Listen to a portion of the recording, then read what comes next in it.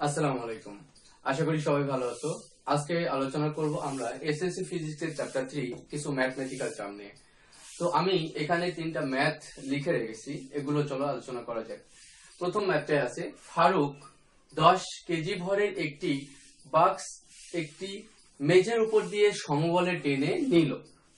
বাক্স ও মেজের মধ্যকার ঘর্ষণ বলের মান 1.5 নিউটন এবং বাক্সটিকে টেনে নেওয়ায় এর ত্বরণ হলো 0.8 মিটার পার সেকেন্ড স্কয়ার। এরপর বাক্সটিকে ঘর্ষণ বিহীন মেঝেতে একই বল প্রয়োগ করে টানা হলো। প্রথম প্রশ্ন, প্রথম ক্ষেত্রে বাক্সটির উপর প্রযুক্ত বলের মান কত? প্রথম ক্ষেত্র তাহলে কোনটা? যে ফারুক 10 কেজি ভরের একটি বাক্স একটি মেঝের উপর দিয়ে সমবলে টেনে নিল এবং সেই একটা বল সেখানে আছে। মনে করো এটা সেই মেঝে প্রথমে আমরা গ নম্বর অঙ্কটা করে দিই যে এই মেঝেটার উপরে একটা বাক্স ছিল, এটাই সেই বাক্স। এই বাক্সটাকে ফারুক টেনে নিচ্ছে এবং বাক্সটার ভর 10 কেজি। তাহলে 10 কেজি ভরের একটা বাক্সকে মেঝের উপর দিয়ে যখন টেনে নিচ্ছে তখন এই বাক্স আর মেঝের মধ্যবর্তী যে ঘর্ষণ বল, সেই ঘর্ষণ বলের মান আসলে দেওয়া আছে 1.5 নিউটন। এখন বাক্সটিকে টেনে নেওয়ার এ ত্বরণ হয়েছে, অর্থাৎ বাক্সটি গতিশীল হয়েছে এবং বাক্সটিকে যখন সে এদিক দিয়ে টানছে, মনে করি একটা নির্দিষ্ট বলে টানছে, এফ পরিমাণ বল দিয়ে টানছে। আসলে এই বলটাই কিন্তু এই বাক্সের উপর প্রয়োগ করা হচ্ছে, ফলে বাক্সটি গতিশীল হচ্ছে। কিন্তু বাক্সটিকে গতিশীল হতে হলে এই 1.5 নিউটন বলকে ওভারকাম করে তারপর গতিশীল হতে হবে। অর্থাৎ বাক্সটি যদি 5 নিউটন, মনে করো 5 নিউটন বল বাক্সটিকে টানা হচ্ছে, তাহলে মোট প্রদত্ত বল এখানে 5 নিউটন, কিন্তু 5 নিউটন বলই কিন্তু বাক্সটিকে এই ত্বরণ দিচ্ছে না, তাহলে বাক্সটিকে ত্বরণ দিচ্ছে কোনটুকু বল? ত্বরণ সৃষ্টিকারী বল কোনটুকু? এই ক্ষেত্রে মোট যে বল প্রয়োগ করা হয়েছে বা মোট যে বলে টানা হচ্ছে সেই বলটার মধ্যে কিছু পরিমাণ বল এই ঘর্ষণ অর্থাৎ 1.5 নিউটন বল ঘর্ষণটা দূর করতে ব্যয় হয়ে যাচ্ছে, আর বাকি যেটুকু বল থাকছে সেই বলটুকুই বাক্সটিকে ত্বরণ দিচ্ছে। তাহলে আমরা এক্ষেত্রে বলতে পারি যে প্রথম ক্ষেত্রে বাক্সটির উপর প্রযুক্ত বলের মান কত, বাক্সটিকে মোট কত বল প্রয়োগ করা হচ্ছিল। তাহলে এই প্রযুক্ত বলটা কিন্তু দুই ভাগে ভাগ হচ্ছে, একটা ভাগ ত্বরণ দিচ্ছে আর একটা ভাগ ঘর্ষণ বলটাকে দূর করতে ব্যয় হয়ে যাচ্ছে। তাহলে আমরা কিন্তু বলতেই পারি যে আমরা জানি এক্ষেত্রে এখানে তোমরা নোট করতে লিখে নিতে পারো বা বুঝে নাও অঙ্কটা। এখানে বস্তুর ভর, এখানে ভর বাক্সটির ভর m সমান 10 কেজি, ওকে, এবং বাক্সটির ভর m সমান 10 কেজি। ত্বরণ দেখো, ত্বরণ a সমান 0.8 মিটার পার সেকেন্ড স্কয়ার এবং বাক্সটির উপরে প্রদত্ত বল নেই, এর মধ্যে ঘর্ষণ বলকে সাধারণত f অফ k সমান 1.5 নিউটন। এখন তোমাকে বের করতে হবে যে বাক্সটির প্রদত্ত বল, মোট প্রযুক্ত বল। এখানে লিখছে প্রথম ক্ষেত্রে বাক্সটির উপর প্রযুক্ত বল, অর্থাৎ প্রযুক্ত বল, ধরি প্রযুক্ত বল এফ অফ, শুধুমাত্র এফটাই প্রযুক্ত বল, সমান হোয়াট, এটা বের করতে হবে। এক্ষেত্রে তাহলে আমরা লিখতে পারি ত্বরণ সৃষ্টিকারী বল। আমরা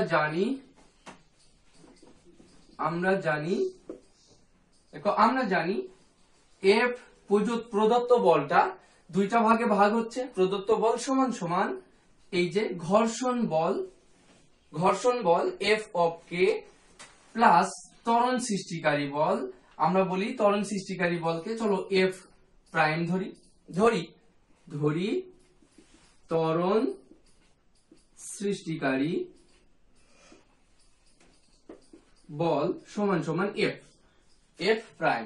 তাহলে আমরা এক্ষেত্রে লিখতে পারি বা এই এফ মানে মোট প্রদত্ত বল সমান এফ অফ কে, এফ কে মানে ঘর্ষণ বল, কত এখানে ঘর্ষণ বল 1.5 নিউটন, প্লাস এখানে ত্বরণ সৃষ্টিকারী বলকে আমরা বলি এম এ। তাহলে এম এ ত্বরণ সৃষ্টিকারী বল সমান এম এ।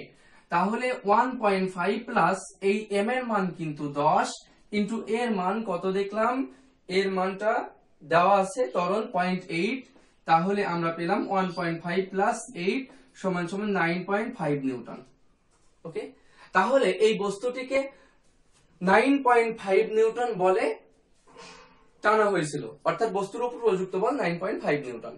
আর এই বলটার মধ্যে 1.5 নিউটন বল বস্তুর ঘর্ষণটাকে দূর করতে ব্যয়িত হয়ে গেছে। বাকি যে 8 নিউটন বল, এই 8 নিউটন বলটা বস্তুর ত্বরণ দিয়েছে এবং ত্বরণের মান কত? 0.8 মিটার পার সেকেন্ড স্কয়ার। এখন তোমাকে বলা হয়েছে ঘর্ষণ যুক্ত ও ঘর্ষণ বিহীন মেঝেতে ত্বরণের কিরূপ পরিবর্তন হবে ব্যাখ্যা করো। খুব সিম্পল, আমরা এই ক্ষেত্রে যখন ঘর্ষণ ছিল, এটা ঘ নম্বর প্রশ্ন, ঘ নম্বর, তারা বলল ঘর্ষণ যুক্ত এবং ঘর্ষণ বিহীন মেঝেতে ত্বরণের কেমন পরিবর্তন হবে। যখন ঘর্ষণ আছে তখন কিন্তু আমরা ত্বরণ দেওয়াই আছে, ঘর্ষণ থাকা অবস্থায় ত্বরণের মান 0.8 মিটার পার সেকেন্ড স্কয়ার। তাহলে আমরা কিন্তু অনায়াসে এক্ষেত্রে লিখে দিতে পারি যে এক্ষেত্রে ত্বরণের মান 0.8 মিটার পার সেকেন্ড স্কয়ার ঘর্ষণ থাকা অবস্থায়।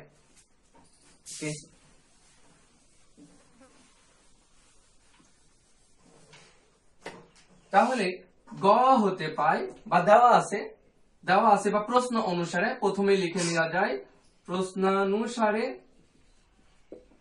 ঘর্ষণ যুক্ত মেঝেতে ত্বরণ সমান সমান 0.8 মিটার পার সেকেন্ড স্কয়ার। ওকে, এখন তোমাকে বের করতে হবে ঘর্ষণ যখন না থাকবে তখন ত্বরণের মান কত। সেই আগেই একই কথা, যদি ঘর্ষণ থাকে তাহলে এই বস্তুর উপর যে বল প্রয়োগ করা হয়েছিল সেই বলটা আগে ঘর্ষণটা দূর করতে কিছু ব্যয় হয়ে যাবে, বাকিটুকু ত্বরণ দিবে।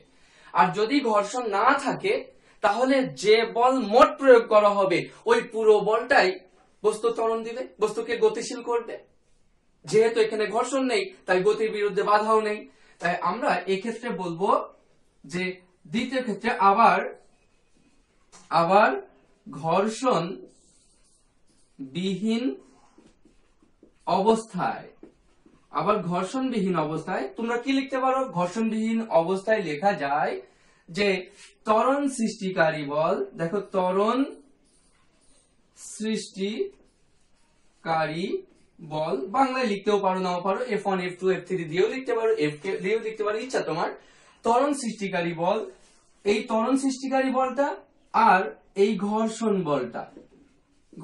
বল এটা সমানিত মোট প্রদত্ত বল বা মোট প্রযুক্ত বল। তাহলে আমরা আবার ঘর্ষণবিহীন অবস্থায় এটা পেলাম, সর্বত্র আমরা এই সূত্রটা অ্যাপ্লাই করব। বা এক্ষেত্রে এই ত্বরণ সৃষ্টিকারী বলটা আসলে কত? আমরা জানি ত্বরণ সৃষ্টিকারী বলটাই এখানে MA, এটাই তো ত্বরণ সৃষ্টিকারী বল। এই ক্ষেত্রে ঘর্ষণ যেহেতু নেই, ঘর্ষণবিহীন অবস্থায় ঘর্ষণ বলের মান 0 নিউটন সমান সমান মোট প্রযুক্ত বল 9.5 নিউটন, কারণ এটা গ হতে পেয়েছো, এটাই পেয়েছো। এখন বা আমরা লিখতে পারি MA সমান সমান 9.5 নিউটন বা A সমান সমান 9.5 ডিভাইডেড বাই M এর মান এই যে 10 সমান সমান দেখা যাচ্ছে 0.95 মিটার পার সেকেন্ড স্কয়ার।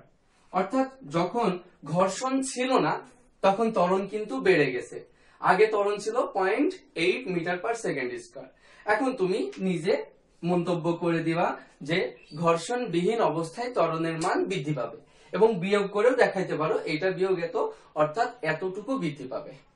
আশা করি পরবর্তী অংশটুকু পারবা যে ঘর্ষণ বিহীন অবস্থায় ত্বরণের মান বেশি, কারণ ঘর্ষণ বিহীন অবস্থায় এই ঘর্ষণ বলটা নাই, তাই সম্পূর্ণ প্রযুক্ত বলটাই বস্তুর ত্বরণ সৃষ্টি করেছে, তাই ত্বরণের মান বৃদ্ধি পেয়ে গেছে। আশা করি অঙ্কটা বুঝেছ। এখন আমরা দেখব আমাদের সমস্যা 2 এবং এই 2 নম্বর সমস্যায় দেখা যাচ্ছে সরলরৈখিক পথে মানে সোজা পথে একটি সরলরৈখিক পথে গতিশীল 5 কেজি ভরের একটি বস্তু 5 মিটার পার সেকেন্ড বেগে অপর একটি বস্তুর উপর আঘাত করে দ্বিতীয় বস্তুটির ভরবেগ। তাহলে দেখো সরলরৈখিক পথে গতিশীল একটা বস্তুটার ভর কিন্তু 5 কেজি। এটাই চিন্তা করো, এটা 5 কেজি ভরের একটা বস্তু, এই বস্তুটা এ যাচ্ছে কত বেগে? 5 মিটার পার সেকেন্ড বেগে। এই বেগে গতিশীল আছে বস্তুটা, এবং ওই বস্তুটা এর অপর একটা বস্তুকে, এই বস্তুটাকে, এটা দেওয়া নেই যে অপর যে বস্তুটা, এই দ্বিতীয় বস্তুটা, এটা প্রথম বস্তু, দ্বিতীয় বস্তুটা গতিশীল নাকি গতিশীল নয়, স্থির অবস্থায় আছে নাকি নেই, আর যদি গতিশীল থাকে তার আদিবেগ কত, সে কত বেগে গতিশীল আছে, কিচ্ছু দেওয়া নেই। শুধু দেওয়া আছে একটি বস্তু পিছনে, তার বেগটা দেওয়া আছে, সে আরেকটা বস্তুকে আঘাত করলো, ফলে এই বস্তুর ভরবেগটা পরিবর্তন হলো। কতটুকু ভরবেগের পরিবর্তন হলো? ভরবেগের পরিবর্তন হলো 4 কেজি মিটার পার সেকেন্ড। ভরবেগের একক এটা হচ্ছে এইটুকু ভরবেগ পরিবর্তন ঘটলো। এবং কার ভরবেগ পরিবর্তন ঘটলো? এটা কিন্তু দ্বিতীয় বস্তুর ভরবেগের পরিবর্তন। প্রথম বস্তুরও কিন্তু একটা বেগ ছিল, যখন সংঘর্ষ ঘটছে তারও কিন্তু বেগ পরিবর্তন ঘটে যাচ্ছে, কিন্তু এর বেগ পরিবর্তন ঘটলে এরও ভরবেগের পরিবর্তন ঘটছে, কিন্তু প্রথম বস্তুর ভরবেগের পরিবর্তন কতটুকু ঘটছে এটা কিন্তু দেওয়া নেই। তারা দিয়েছে সংঘর্ষের পর দ্বিতীয় বস্তুর ভরবেগের পরিবর্তন ঘটে গেছে, এবং এই সংঘর্ষের পর উভয়ের ভর চেঞ্জ হয়নি, মানে ভেঙে টুকরা টুকরা হয়ে যায়নি, বস্তুই আছে, তাদের ভর একই রকম আছে। প্রথম প্রশ্ন, প্রথম বস্তুর শেষ বেগ কত? প্রথম বস্তুটার শেষ বেগ কত? ওকে, এই প্রথম বস্তুটার আদি বেগ দেওয়া আছে, শেষ বেগ আমাকে বের করতে হবে। কিন্তু এই যে ভরবেগের পরিবর্তন, এটা কিন্তু দ্বিতীয় বস্তুর মান। তবে মাথায় রেখো, দুটি বস্তু যখন পরস্পরকে সংঘর্ষ করে, তখন এই বস্তুকে যে বলে ধাক্কা দেয়, ওই বস্তু বা যে বলে ক্রিয়া করে, নিউটনের তৃতীয় সূত্র অনুসারে দ্বিতীয় বস্তু কিন্তু প্রথম বস্তু সেই একই পরিমাণে বলে, এ যদি F1 বল ওকে ক্রিয়া করে, ও কিন্তু ওই F2 বলেই একে প্রতিক্রিয়া করে, এবং এই বল দুটি পরস্পর বিপরীতমুখী। ওকে, আর আমরা কিন্তু নিউটনের দ্বিতীয় সূত্র অনুসারে জানি যে ভরবেগের পরিবর্তনের হার প্রযুক্ত বলের সমানুপাতিক। তবে এই ব্যাপারটা মাথায় রেখো, দুটি বস্তু যদি সংঘর্ষ ঘটে, সংঘর্ষ ঘটার ফলে এই বস্তুর প্রথমে যে ভরবেগ ছিল, মানে আদি ভরবেগ যা ছিল, সংঘর্ষের পরে ওর ভরবেগ কিন্তু অন্যরকম হয়ে যাবে। অর্থাৎ এর আদি ভরবেগ যদি m1u1 হয়, এর বেগ চেঞ্জ হয়ে যাবে, অর্থাৎ এর শেষ ভরবেগ m1v1, আর এই দুইটা বিয়োগ করলেই কিন্তু এটা বিয়োগ এটা যদি করো, অনায়াসে তুমি পাবা এই প্রথম বস্তুর একটা ভরবেগের পরিবর্তন ঘটে গেছে সংঘর্ষ ঘটার কারণে, এবং দ্বিতীয় বস্তুরও কিন্তু একটা ভরবেগের পরিবর্তন ঘটবে। এবং দুটি বস্তুর যদি ভরবেগকে কিন্তু আমরা পি দিয়ে প্রকাশ করি, তাহলে ডেল পি দ্বারা আমরা বলবো ভরবেগের পরিবর্তন। অবশ্যই ডেল মানে পরিবর্তন বোঝায়। তাহলে দুটি বস্তু নিউটনের তৃতীয় সূত্র অনুসারে, মনে রেখো, যেহেতু সমান বলে তারা বিপরীতমুখী ভাবে ক্রিয়া করে, ঠিক তেমনি এই বস্তুর ফলে, সংঘর্ষের ফলে এর যে পরিমাণ ভরবেগের পরিবর্তন ঘটে, সেই একই পরিমাণ ভরবেগের পরিবর্তন এই বস্তুরও ঘটে। তাহলে সংঘর্ষের ফলে এই অঙ্কটার ক্ষেত্রে তোমাকে বলা হয়েছে যে এই প্রথম বস্তুর শেষ বেগ কত। তাহলে এভাবে আমরা লিখতে পারি, আমরা জানি, দেখো আমরা জানি, এটা আমরা গ নম্বর প্রশ্ন করছি, 2 নম্বর, আমরা জানি প্রথম বস্তুর ভরবেগ ডেল অফ P1 সমান সমান ডেল অফ P2, মানে প্রথম বস্তুর ভরবেগের পরিবর্তন সমান দ্বিতীয় বস্তুর ভরবেগের পরিবর্তন সংঘর্ষের ফলে। আর এই ভরবেগের পরিবর্তন যেহেতু এটা বলের উপর নির্ভর করে, একটা যদি এর ভরবেগ ওদিকে পরিবর্তন ঘটে, এর ভরবেগ অবশ্যই বিপরীত দিকে, তাই একটা পজিটিভ ধরলে আরেকটা অবশ্যই তুমি নেগেটিভ ধরবা। আবার আমরা জানি ভরবেগের পরিবর্তন ডেল অফ পি, কিন্তু এই দ্বিতীয় বস্তুর এখানে কি দেওয়া আছে? এই দ্বিতীয় বস্তুর ডেল অফ P2, মানে দ্বিতীয় বস্তুটার ভরবেগের পরিবর্তন দেওয়া আছে, এবং দ্বিতীয় বস্তুর ভরবেগের পরিবর্তন কত দেওয়া আছে? 4 কেজি ms ইনভার্স। ওকে, এবং তাহলে আমরা দ্বিতীয় বস্তুর ভরবেগের পরিবর্তন এই যে 4 কেজি ms ইনভার্স 1, কিন্তু এই প্রথম বস্তুর ভরবেগের পরিবর্তনকে তো আমরা এভাবেও লিখতে পারি যে m1v1 মাইনাস m1u1, প্রথম বস্তুর শেষ ভরবেগ আর প্রথম বস্তুর আদি ভরবেগ, এটা হচ্ছে প্রথম বস্তুর ভরবেগের পরিবর্তন। এখন আমরা যদি m কমন নিই, তাহলে দাঁড়ায় v1 মাইনাস u1, এই যে m কমন চলে গেল, তাহলে সমান সমান -4, বা আমরা লিখতে পারি যে v1 মাইনাস u1 সমান -4 ডিভাইডেড বাই m, ওকে, এবং বা আমরা এভাবে লিখতে পারলাম v1 সমান সমান -4 divided by m plus u1 এত। এখন আমরা যদি সব মানগুলো বসিয়ে দিই, বস্তুটার প্রথম বস্তুর ভর m সমান সমান 5 কেজি এবং আদিবেগ u1 সমান সমান 5 মিটার পার সেকেন্ড। এখন সব মান এখানে বসাই দিলে -4 ডিভাইডেড বাই 5 প্লাস এই যে 5, তাহলে এখানে কত v1 তোমরা যদি ক্যালকুলেশন করো দেখবা এর অ্যান্সার পাচ্ছ 4.2 ms ইনভার্স 1। তাহলে আমরা অনায়াসে পেয়ে গেলাম যে এই প্রথম বস্তুর শেষ বেগ কত। আশা করি বুঝতে পারছো। তাহলে দুটি বস্তু যদি সংঘর্ষ ঘটে নিউটনের তৃতীয় সূত্র অনুসারে তাদের এর ভরবেগের পরিবর্তন আর ওর ভরবেগের পরিবর্তন সমান, যেহেতু তারা পরস্পর সমান বলে একে অপরকে ক্রিয়া প্রতিক্রিয়া করে। তাহলে ওই যেহেতু ভরবেগের পরিবর্তন সমান, তাই প্রথম বস্তুর ভরবেগের পরিবর্তন সমান দ্বিতীয় বস্তুর ভরবেগের পরিবর্তন, একটা পজিটিভ হলে একটা নেগেটিভ। ওকে, এখন এই মান বসিয়ে দিলাম। দ্বিতীয় বস্তুর ভরবেগের পরিবর্তন দেওয়া আছে 4 এবং প্রথম বস্তুর ভরবেগের পরিবর্তন এভাবে লিখে মানগুলো বসিয়ে দিয়ে অটোমেটিক আমরা v1 অর্থাৎ প্রথম বস্তুর শেষ বেগ বের করে ফেলেছি। এখন আমাদের দ্বিতীয় 4 নম্বর প্রশ্ন, যখন ভরবেগের কোনো পরিবর্তন হয় না তখন গাণিতিক বিশ্লেষণের মাধ্যমে দ্বিতীয় বস্তু সম্পর্কে মন্তব্য করো। যখন ভরবেগের পরিবর্তন হবে না, ওকে, তাহলে যখন ভরবেগের পরিবর্তন হবে না তখন দ্বিতীয় বস্তুর ব্যাখ্যা করতে বলেছে। তাহলে আমরা পাই, তাহলে আমরা কি পাই, ঘ নম্বরটা আমরা পাই এভাবে লেখা যায় যে আমরা পাই দ্বিতীয় বস্তুর ক্ষেত্রে দ্বিতীয় বস্তুর ভরবেগের পরিবর্তন ডেল অফ p2, ভরবেগের পরিবর্তন 0। আমরা পাই প্রশ্ন অনুসারে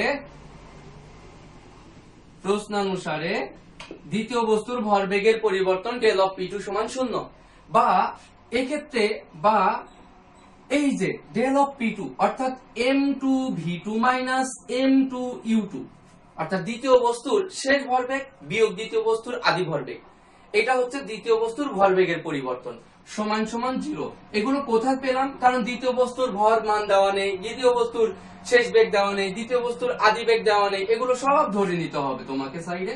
ধরি দ্বিতীয় বস্তুর ভর সমান m1, আদি বেগ সমান u1, শেষ বেগ সমান সমান v1।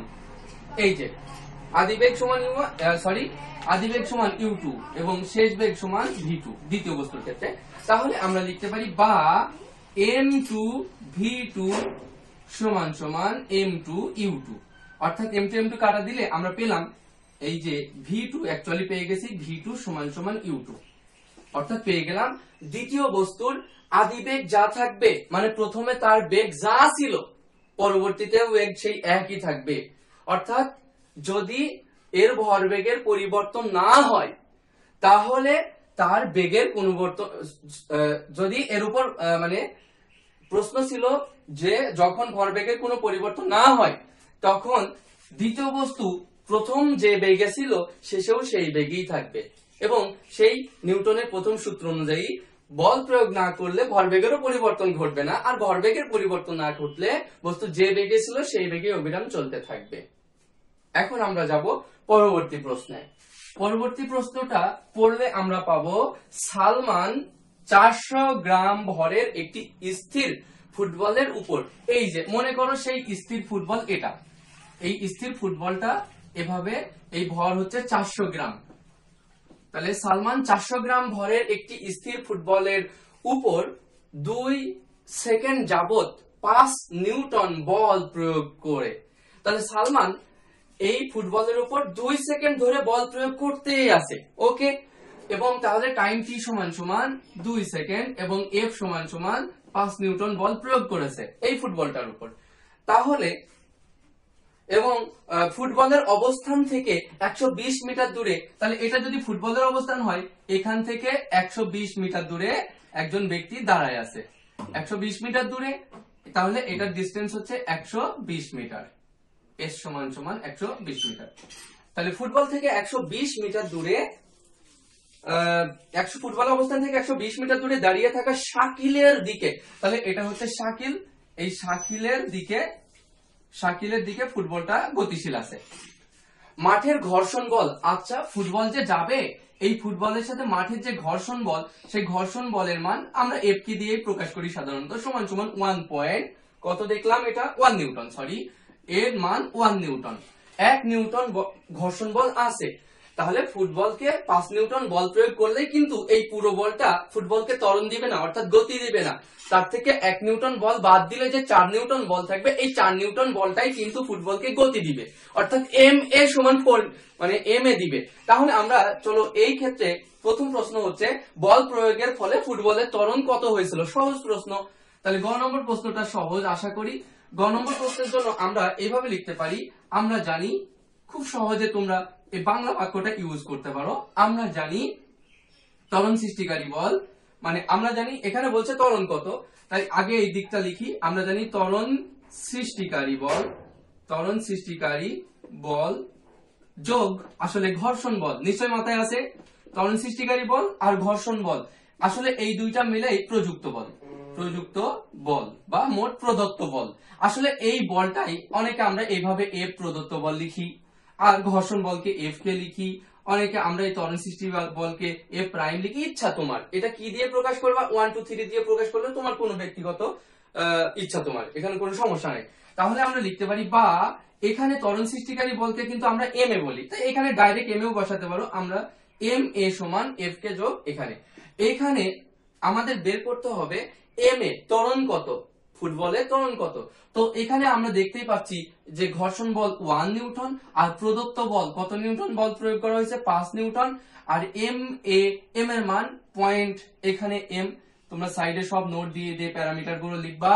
এখানে এফ এর মান প্রদত্ত বল বাংলা লিখতে পারো, এখানে প্রদত্ত বল এম এ সমান সমান এফ সমান সমান 5 নিউটন, এফ কে সমান সমান 1 নিউটন এবং এম সমান সমান 400 গ্রাম অর্থাৎ 0.4 কেজি, 0.4 কেজি।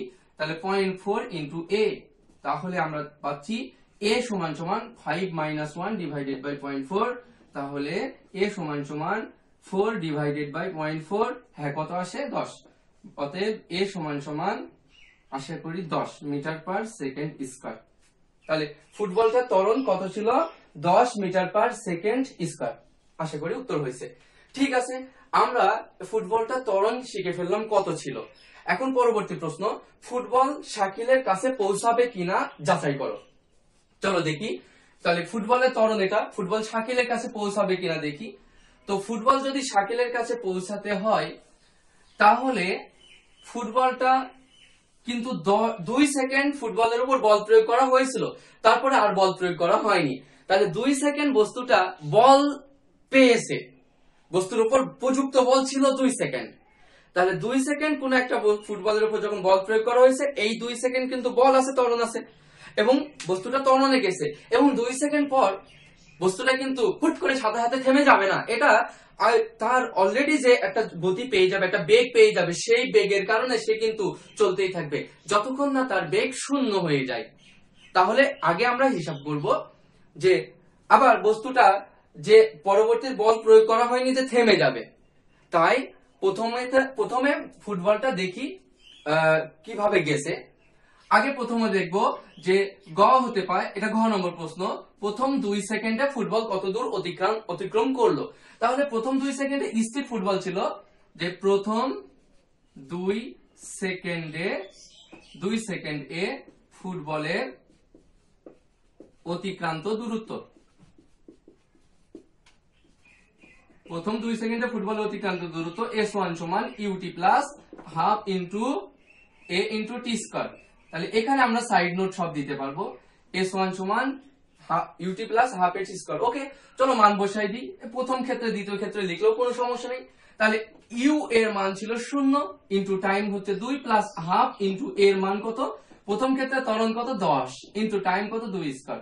সো এখানে মানগুলো বসাতে পারবা সাইডে, সমান সমান হাফ ইন্টু এই যে 10 ইন্টু 4 সমান সমান এটা 520, প্রথম ক্ষেত্রে হলো 20 মিটার।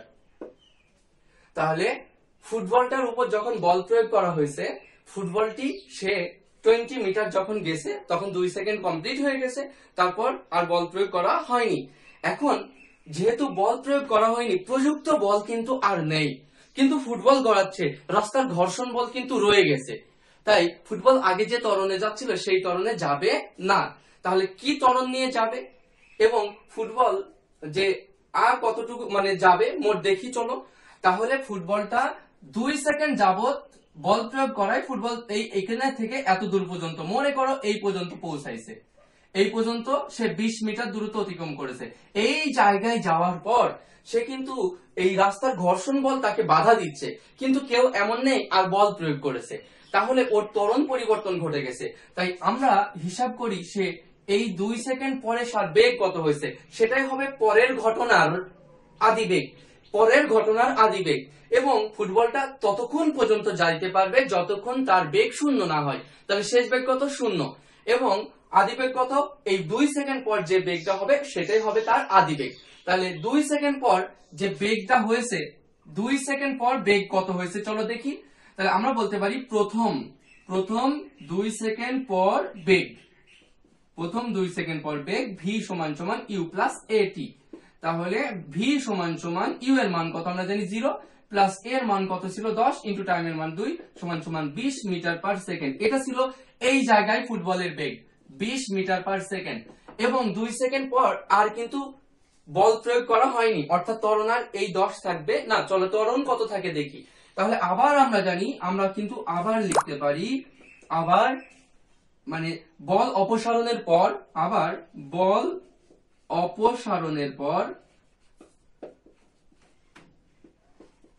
আবার বল অপসারণের পর এই যে সেই আগের মতো ত্বরণ সৃষ্টিকারী বল, ত্বরণ সৃষ্টিকারী বল প্লাস ঘর্ষণ বল সমান সমান প্রদত্ত বল বা প্রযুক্ত বল। তাহলে আমরা লিখতে পারছি ত্বরণ সৃষ্টিকারী বলকে mA প্লাস ঘর্ষণ বল এখানে 1 নিউটন এবং প্রদত্ত বল 0। এক্ষেত্রে বল কিন্তু আর প্রয়োগ করা হচ্ছে না, বল অপসারণ করে নেওয়া হয়েছে। তাহলে এই a সমান mA সমান সমান -1 নিউটন। দেখছো মাইনাসটা কিভাবে আসে, বা a সমান সমান -1 ডিভাইডেড বাই এই যে তার ভর কত ছিল 0.4। এখানে আমরা ক্যালকুলেশন করলে আমরা পাবো কত 2 পয়েন্ট মাইনাস সমান সমান -2.5 ms ইনভার্স 2, -2.5 ms ইনভার্স 2। এটাই হলো বলটির ত্বরণ। কখন 2 সেকেন্ড পরে এই ত্বরণ নিয়ে ঋণাত্মক ত্বরণ নিয়ে অর্থাৎ মন্দন নিয়ে যাচ্ছে। এখন এই ত্বরণ নিয়ে যাচ্ছে, তার আদিবেগ 20 মিটার পার সেকেন্ড। তাহলে আমরা বলতে পারি যে পরবর্তী ক্ষেত্রে বা 2 সেকেন্ড পরের, বা এভাবে লিখি যে গাড়িটি বল অপসারণের পর অতিক্রান্ত দূরত্ব, বল অপসারণের পর, দেখো বল অপসারণের পর থেমে যাওয়া পর্যন্ত অতিক্রান্ত দূরত্ব। তোমরা যদি S2 ধরো তাহলে এক্ষেত্রে তোমার ভির মান জানা, ইউ এর মান জানা, আবার তোমার এস এর মান বের করতে হবে আর এর মান জানা। তাহলে এই সূত্রটা অ্যাপ্লাই করা যায় যে ভি স্কয়ার সমান সমান ইউ স্কয়ার প্লাস 2as, বা এখানে ভির মান 0, স্কয়ার সমান ইউ এর মান আমরা জানি 20 স্কয়ার প্লাস 2 ইনটু, দেখো এর মান কিন্তু 2.5, এটা minus plus minus into s। তাহলে আমাদের হিসাবে 400 হবে এখানে, আর এটা হবে 2.5 গুণ 2 মানে 5s। তাহলে 5s সমান সমান 400, অর্থাৎ আমাদের s সমান কত হবে 80, s সমান 80। অতএব s2 বলা যায়, এটা s2 বলো, s2 সমান সমান 80 মিটার। তাহলে এই ফুটবলটা থেমে যাওয়া পর্যন্ত প্রথম থেকে মোট কত দূরত্ব অতিক্রম করবে, এই যে s1 যোগ s2 সমান 20 মিটার যোগ 80 মিটার, মোট 100 মিটার। যেহেতু 100 মিটার, কিন্তু ফুটবলের যাত্রাস্থান থেকে শাকিলের দূরত্ব ছিল 120 মিটার, তাই ফুটবলটি শাকিলের কাছে পৌঁছাতে পারবে না। অঙ্কটা আশা করি বাসায় করতে পারবা।